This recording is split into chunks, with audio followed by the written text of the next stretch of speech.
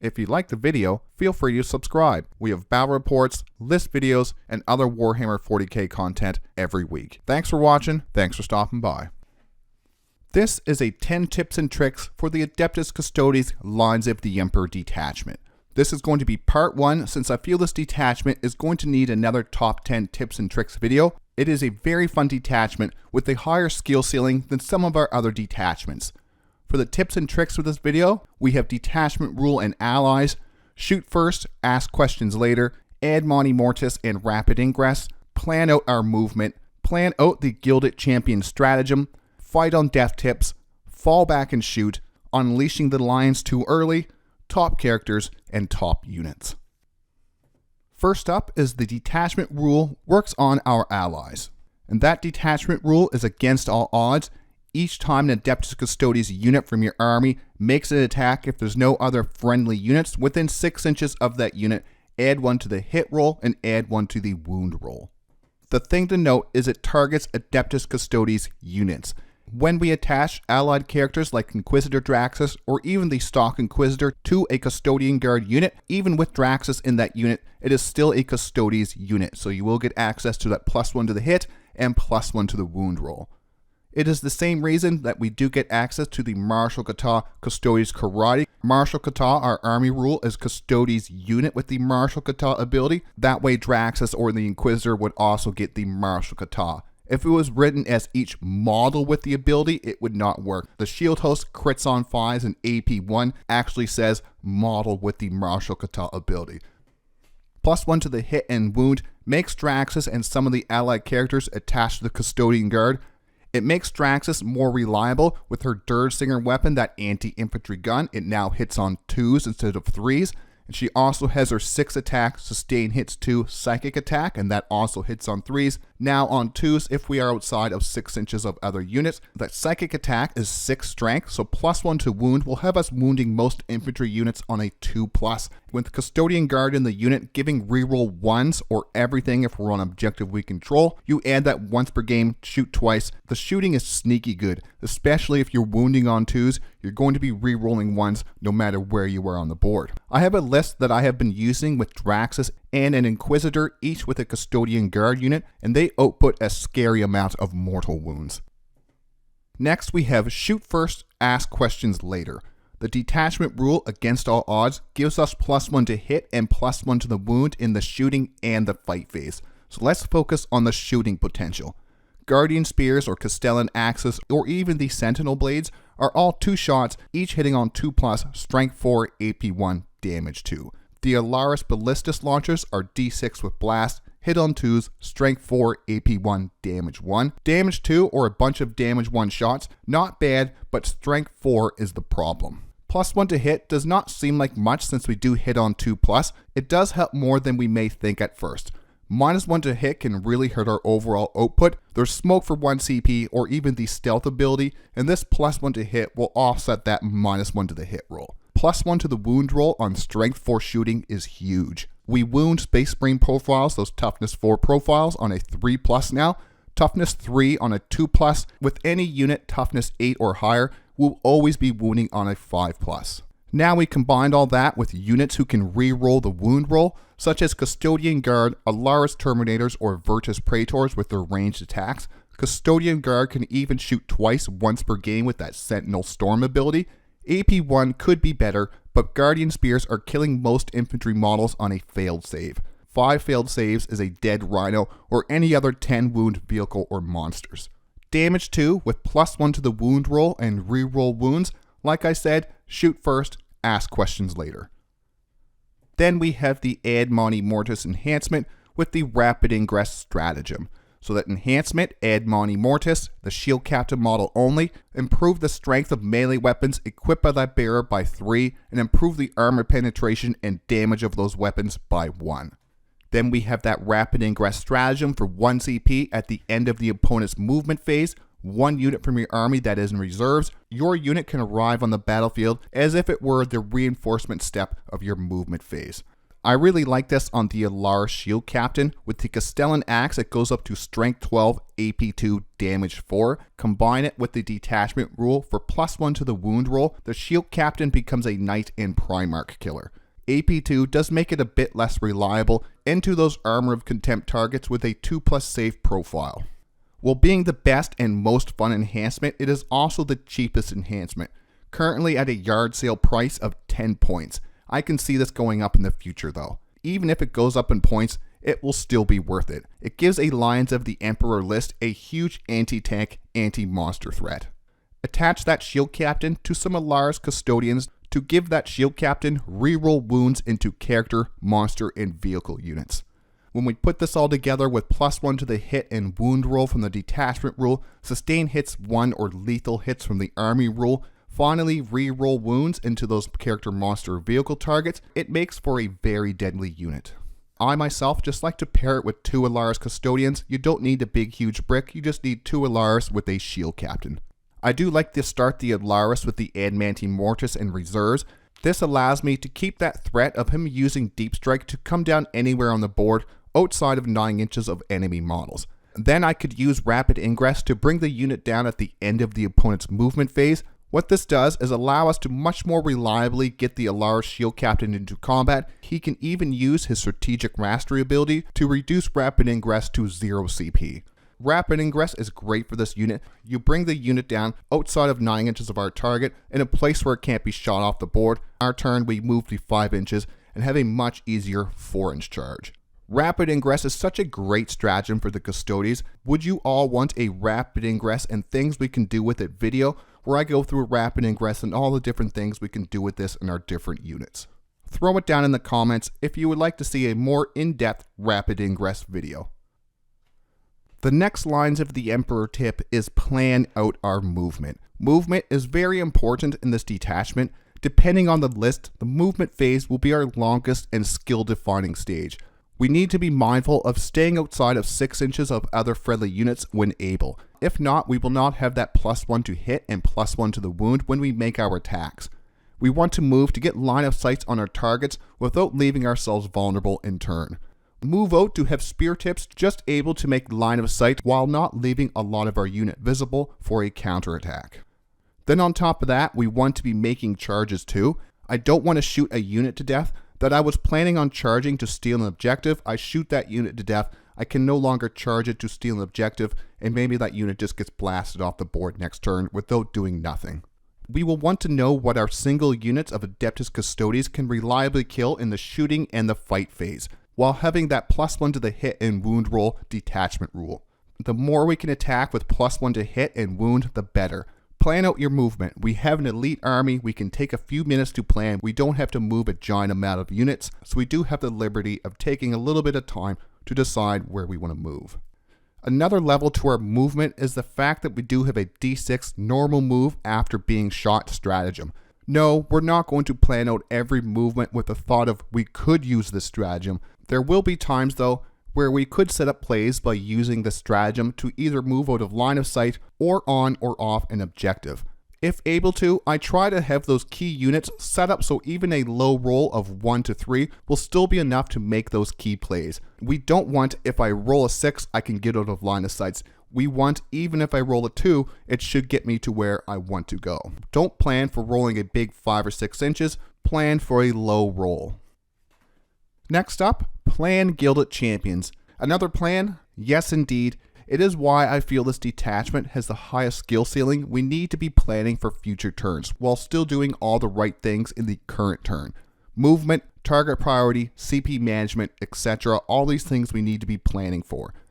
The Gilded Champion stratagem will fall under CP management. The Gilded Champion stratagem, any phase just after Adeptus Custodes character unit has used a once per game ability that is on the datasheet. For 1 CP, we can use that ability 1 additional time. We can only use this once per character, but it is a nice way to reset those characters and make our Custodes characters feel really strong. We do have to plan this out since we do have to use this stratagem when we use that ability. We can't use Moment Shackle and then 3 turns later decide, oh, 1 CP, I want to use it again. You have to use it when you use Moment Shackle.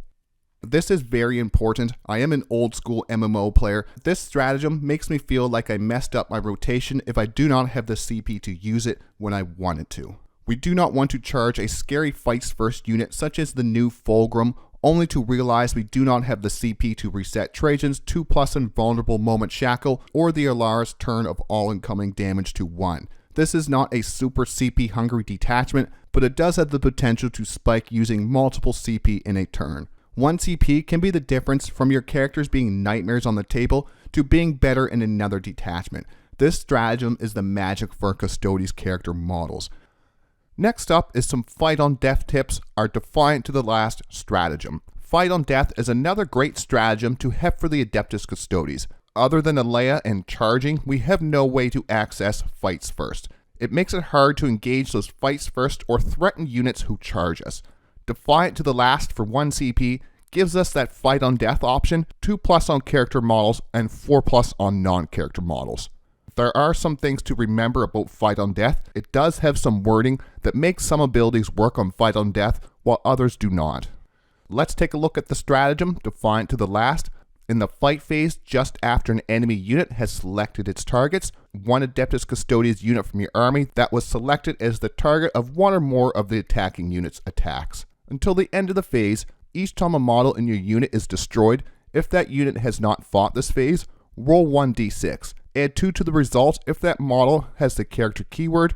On a 4+, do not remove it from play. The destroyed model can fight after the attacking unit has finished making its attacks. When doing so, it is treated as having 1 wound remaining, then it is removed from play.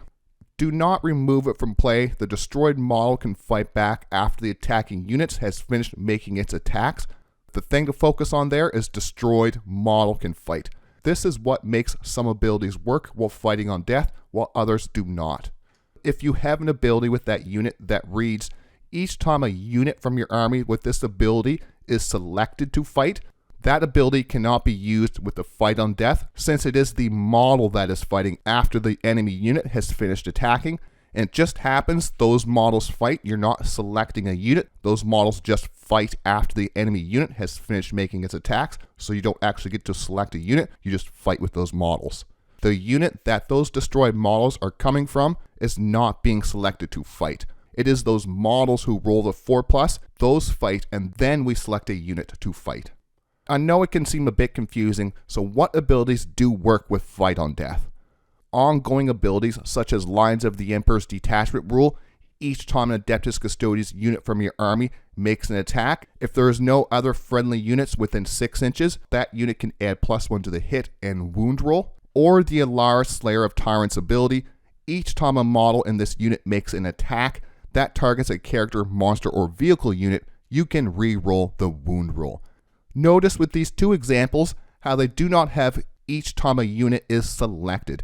That is the key with these abilities. If your ability says each time a unit is selected, no, it's not going to work with fights on death. But if you have an ability that says each time a model or unit makes an attack, yes, you can use that ability. It will work on fight on death. Since those abilities are not actually selecting a target, they just happen, those do work on fight on death. And even though some of those abilities say when the unit makes an attack and the fight on death is model, those models are still part of the unit. Hopefully that does clear some of this up. Just remember, if the ability says each time a unit is selected, no on fights on death.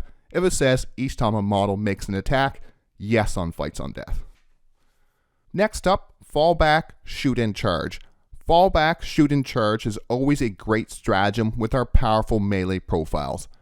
Now in Lions of the Emperor, our shooting will have the +1 to hit and wound roll with our detachment rule.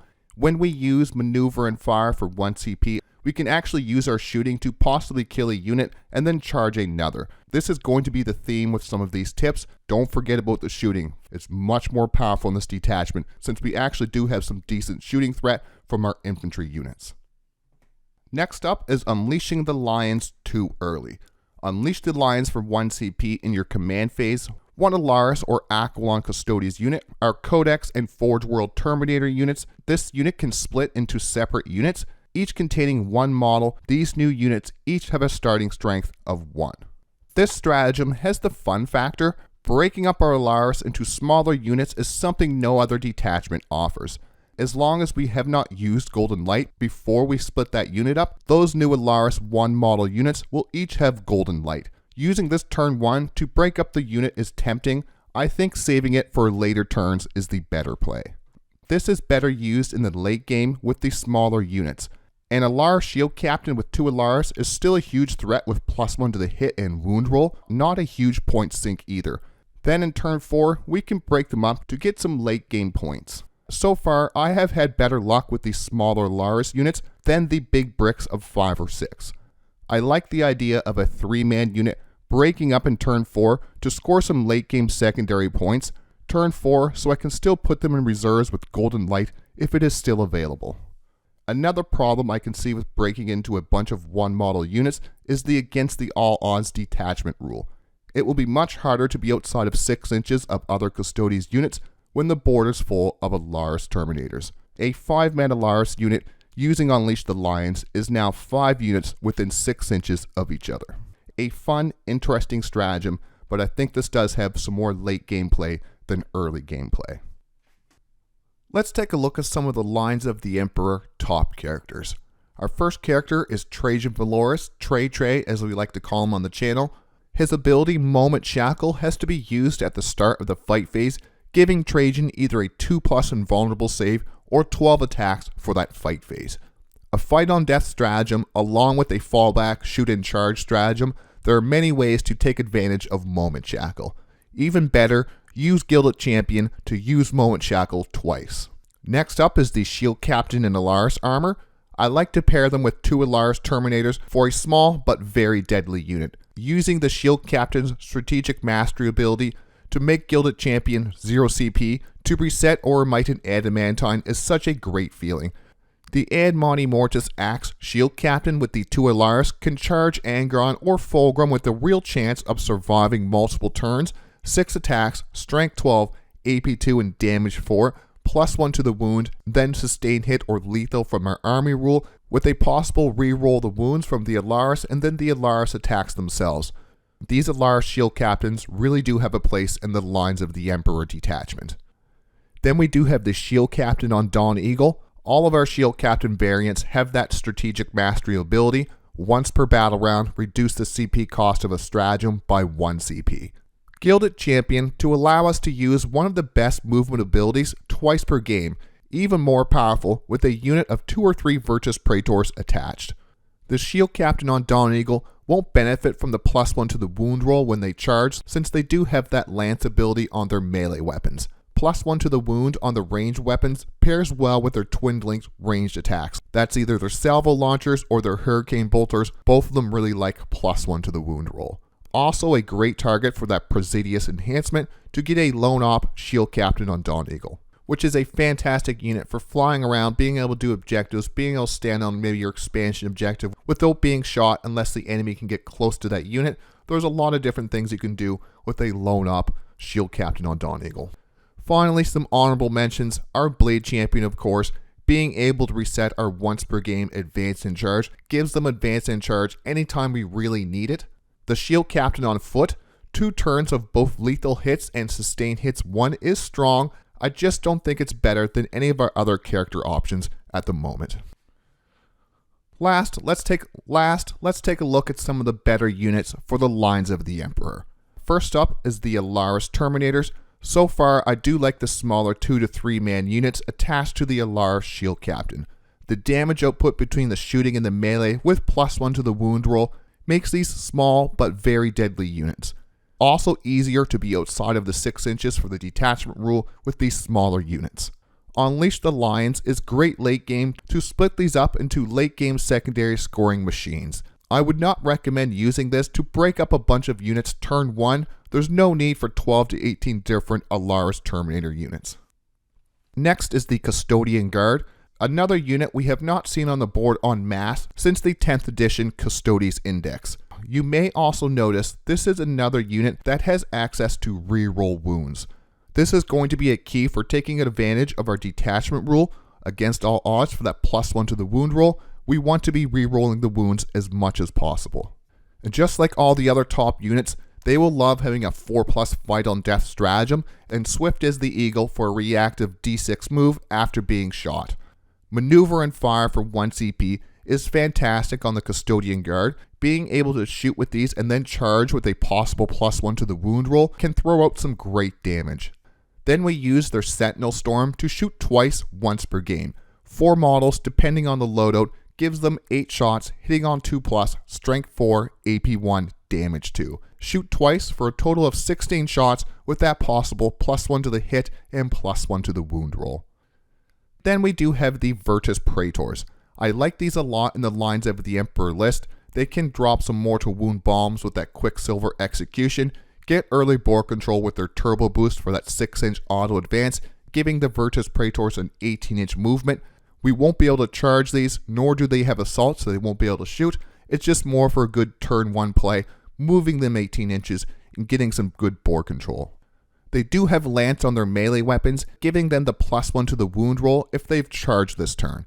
The detachment rule will give them +1 to the hit and wound if they get charged though, so we don't have to worry about always charging with this unit to get that +1 to the wound roll. If we get charged, ongoing combat, or if we do charge, we will get +1 to the wound in melee, as long as we're outside of that 6 inches of other friendly units.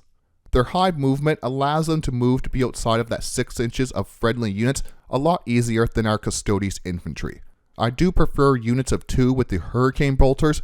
Move within 9 inches for the Rapid Fire 3, 12 shots, hitting on 2s, strength 4, AP 1, damage 2 with twin length. Against the all odds detachment rule will give those Hurricane Bolters +1 to the hit and wound roll. These become very deadly into those toughness 4, 2 wound models. And these Virtus Praetors are not easy to kill. Toughness 7, 5 wounds with a 2-up save in a 4+ invulnerable. Very hard to kill with small arms fire or low AP, low damage melee weapons. That's our top units and our 10 tips and tricks for the Lines of the Emperor detachment. Let's move on to some final thoughts. I hope these 10 tips and tricks do help people trying out this new detachment. I did bring this detachment to an RTT. It did pretty good in the tournament. The shooting really did surprise people, being a lot more potent than other Custodes detachments. And I'll be making a part 2 for this detachment, since there is a lot more tips and tricks for this detachment. There's a lot of different things we can do. This detachment powers up anything other than vehicles, so there's a lot of different units I want to experiment with this detachment. Subscribe for weekly battle reports, list videos, and other Warhammer 40K content. Like always, thanks for watching, thanks for stopping by.